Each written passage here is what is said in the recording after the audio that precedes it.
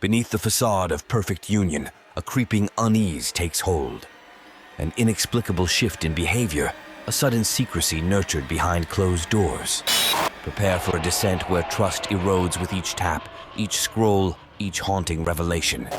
The once unbreakable bond of two intertwined souls shatters, unveiling a profound rupture in their connection.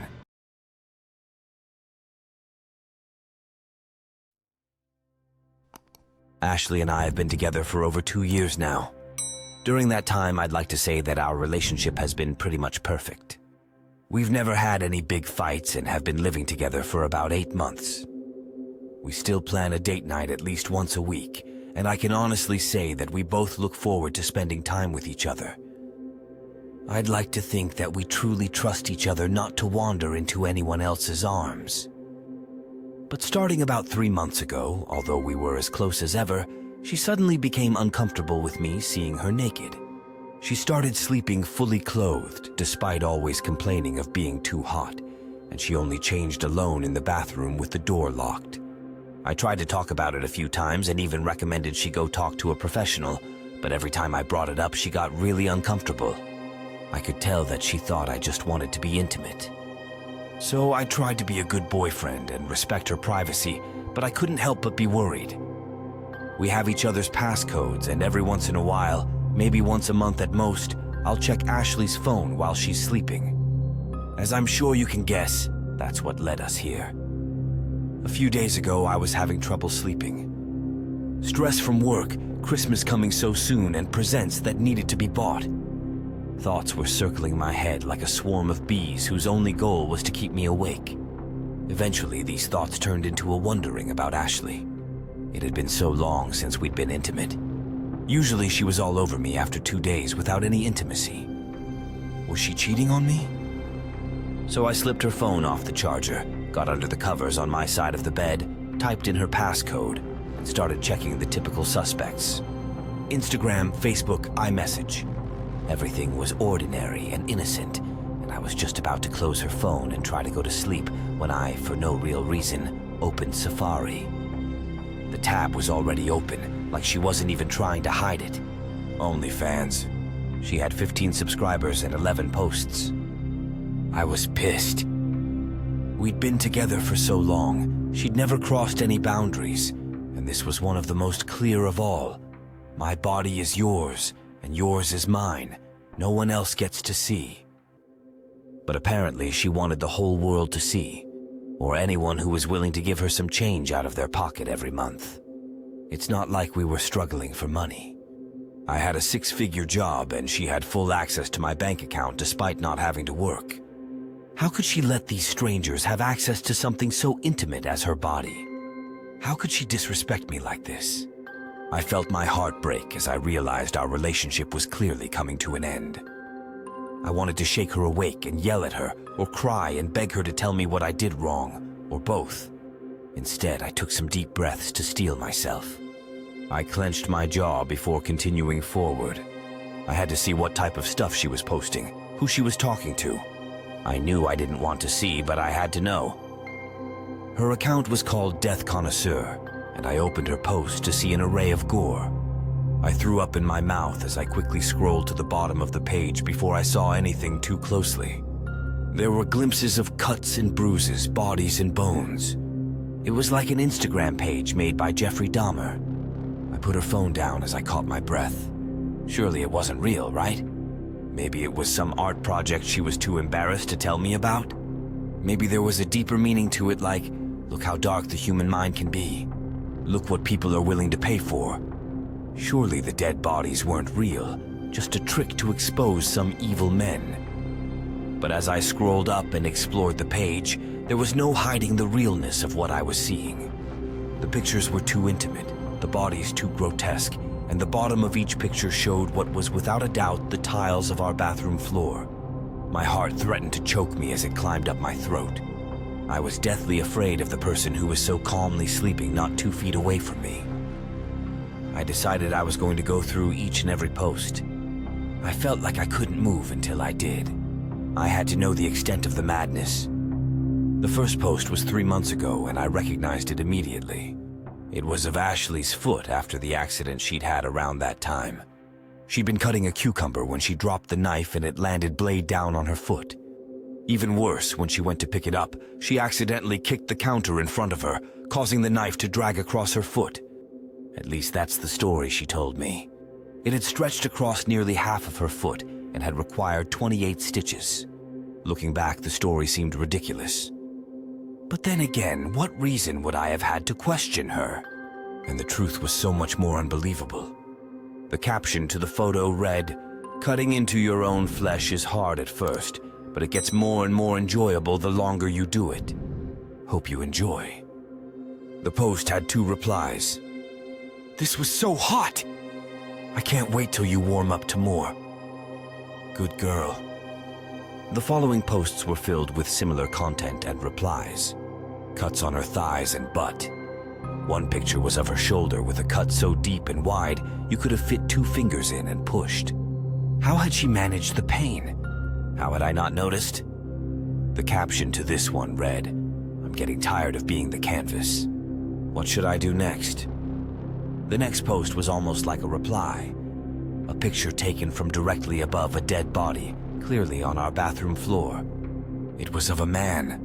His face was blurred out and he was covered in wounds. A deep stab wound on each hand, a slit in his throat so deep that he was almost decapitated. One thinly drawn cut stretched all the way from the tip of his jaw down to the head of his private area, his pubic hair shaved on the floor around him to make space for the visual. There were 2 more bodies after this one, both men, and both stabbed, cut, and tortured. The caption on the latest one, posted only 3 days prior, read, "Thanks for the motivation, guys. I can't wait to take things to the next level." What's the next level?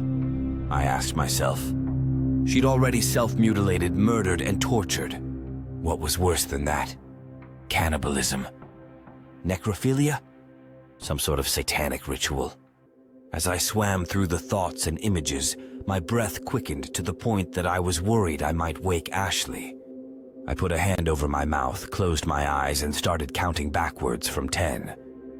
What I did next I can't possibly explain in any way that doesn't make me sound like a good-for-nothing, negligent fool. I loved her so much. She was the girl I was supposed to marry. Part of it was me believing that there must have been some explanation. Part of it was just morbid curiosity. Whatever the reason, instead of running out of the room and reporting her to the police, I simply put the phone back into its place and got back in bed.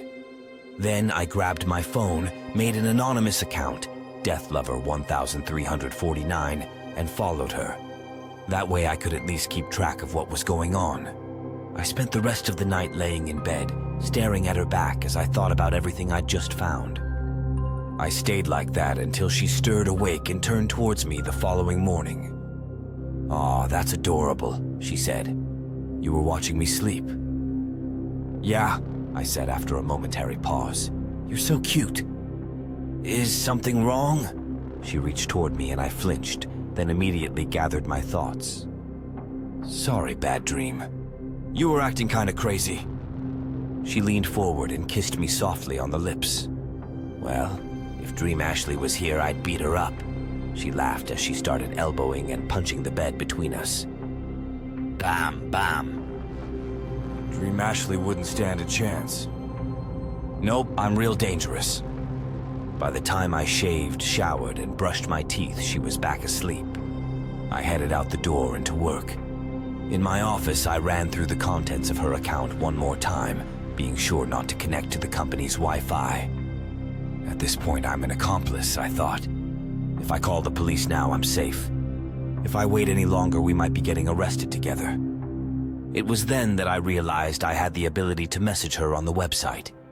Maybe I could learn more that way. Wow. I never thought anyone would post this kind of stuff. I'm so happy I found you. Her reply came within 5 minutes. Death Connoisseur asked, "Who are you? How'd you find this account?" Damn, I thought. Of course it was unlikely that some random guy would find this account posting such niche and illegal content. I scrambled to think of a reply that wouldn't arouse suspicion. It was recommended to me on a dark web forum. I'm into some pretty messed up stuff. Ooh, like what? I like to see people ripped apart, I wrote. Never got to do it in real life, though. What about you? I think it's pretty clear we're into the same type of stuff, she replied. Don't you think? I'm also into pleasing my fans. I have something for you if you can hold tight for a little bit. Of course, I replied. Can't wait. What could she possibly be talking about? What would she be sending me? Just then, I got a text from Ashley. Morning, baby. I was thinking we could have a date night tonight. What sounds good for dinner? I'll have everything ready for you when you get home. I replied with, pizza sounds good. Little busy at work, but I'll be home at 6. How could she be texting me while simultaneously talking with guys on OnlyFans about such heinous things?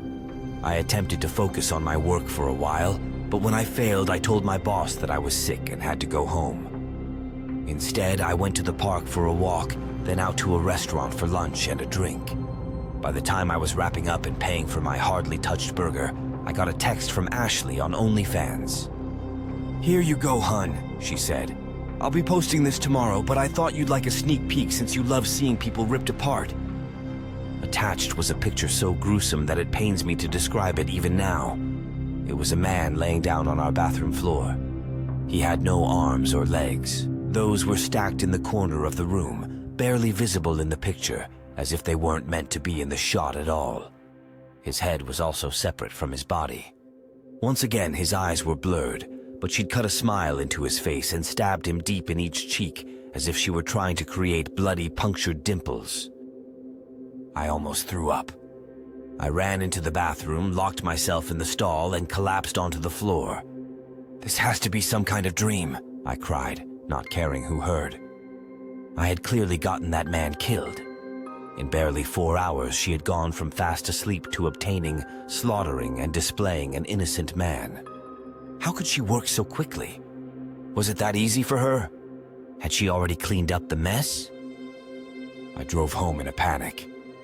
I knew I had to call the police, but then, wouldn't I be responsible too? Surely they'd go through her account and track her subscribers back to me. But what was there to do? Either way, I had to report her. But I wanted to see her one last time. Maybe I was hoping to catch her in the act, to put away any doubt I had that she was the one doing these killings. Maybe I just wanted to have one last good memory with her. Maybe I loved her so much that I was never going to report her at all. When I walked in the door, Ashley was surprised to see me, but she didn't seem worried or upset at all. I feigned having to pee, and she didn't try to stop me as I walked into the bathroom. I found that it was completely clean. It didn't even smell like bleach or cleaning supplies, only the air freshener that we typically sprayed after going to the bathroom. Was it possible that this was all some misunderstanding? I half convinced myself that it was. I told Ashley that my boss saw how stressed I was and gave me the day off, and that I wanted to spend the day with her. She kissed me, first on the lips, and then gently on the ear. "I'm so happy to hear that, hun," she whispered. I coughed and took a large step back. Hun wasn't something she'd ever called me before. Except on. I suddenly noticed the black handle of a knife poking out of her pocket. "Why?" She tracked my eyes. "Oh, I was about to do some cooking before you came in, and I just shoved it right in my pocket." I'd looked her over carefully when I first walked in the door. I was sure the knife hadn't been there. I actually think I left something at the office. She pushed me against the wall and leaned in once more. "You can stay a little longer, can't you, Death Lover?" Our hands met on the knife that she had been in the midst of unsheathing from her pocket. There was a momentary struggle for control before I came out on top and she collapsed to the floor. "Johnny!" she screamed. "This is a big misunderstanding, I swear!" "How is this?" I gestured to the knife in my hands. "A misunderstanding?" "It's a fetish," she said. "You subscribed and obviously didn't call the police, so I thought you might be into it." "I was gonna pretend to stab you. All those pictures are fake, I promise." She got up and started walking towards me as I backpedaled into the wall. "Don't get any closer." I said as I raised the knife defensively. "How'd you know that account was mine?" "I saw you going through my phone last night. When Death Lover said he found my account on the dark web, I put it together. There's no way anyone would recommend the account to some random guy on the dark web. I wasn't completely sure until I saw how you were acting just now." I shook my head. "This doesn't make any sense. Baby, please trust me." I lowered the knife ever so slightly before she threw herself at me. I fell against the wall and the knife ended up first on the floor and then in her control. I fought hard against her, but she managed to stab me once in the shoulder before I kicked her off of me. The knife fell once more and I grabbed it about a half second before her. She tried to hit it out of my hands, but I pulled back and slashed her across the chest. The pain caused her to scream and fall to the floor. I took the moment to run into the bathroom and lock the door behind me. She banged and banged against the door, pleading for my forgiveness and mercy as I called the police and explained what was happening. They arrived within 5 minutes and arrested her immediately. They ended up finding her account, which led to her being charged with 4 murders among various other charges. As for me, I was arrested for not turning her in when I had the chance. I'm currently out on bail and awaiting trial. Regardless of the outcome, I don't think I'll ever love again. I'm still trying to understand how someone I loved and trusted so much could be so evil. Sometimes the darkest monsters are the best at blending in. Sometimes they're the ones that we love most.